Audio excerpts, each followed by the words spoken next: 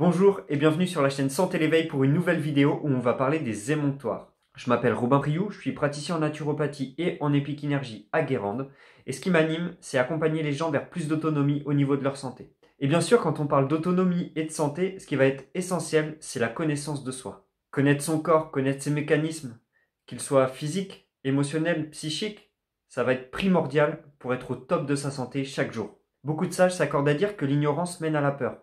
On a peur de ce qu'on ne connaît pas. On peut donc en déduire que la peur est transcendée par la connaissance. Et c'est clair que lorsqu'on a appris à connaître, à comprendre ce qui se passe en nous, comment le corps fonctionne, il n'y a plus de place pour la peur de la maladie. Et une fois qu'on a le mode d'emploi, les clés sont entre nos mains et on a véritablement le pouvoir de devenir maître sur notre vie. On devient autonome, indépendant et responsable. Donc il n'y a plus de place pour la culpabilité. Enfin bref, je suis parti un peu loin, mais je pense que c'était intéressant de le dire. Donc cette vidéo, c'est l'introduction d'une série sur les émonctoires. Je posterai chaque semaine une vidéo sur un émonctoire ou sur les émonctoires en général.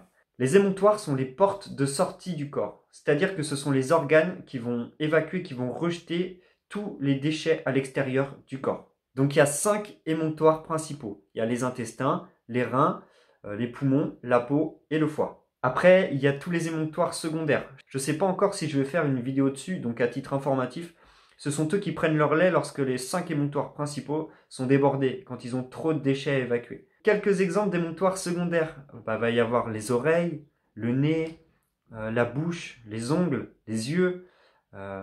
Puis pour les femmes, il y aura la sphère génitale. Pour être en bonne santé, il faut des bons émonctoires. C'est-à-dire qu'ils doivent pouvoir filtrer au moins autant de déchets que le corps crée quotidiennement. Donc si tu expérimentes un symptôme, quel qu'il soit, et même si d'ailleurs tout va très bien, ça peut être très intéressant de faire un travail sur les émonctoires. On n'imagine pas tout ce que les émonctoires peuvent faire, donc chouchoute-les et ils te le rendront.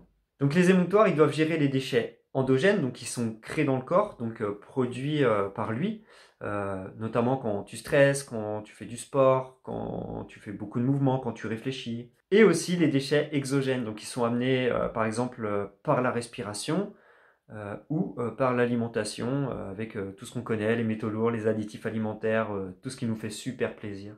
De manière générale, pour prendre soin de ces émonctoires, on va pouvoir jouer sur 2 leviers.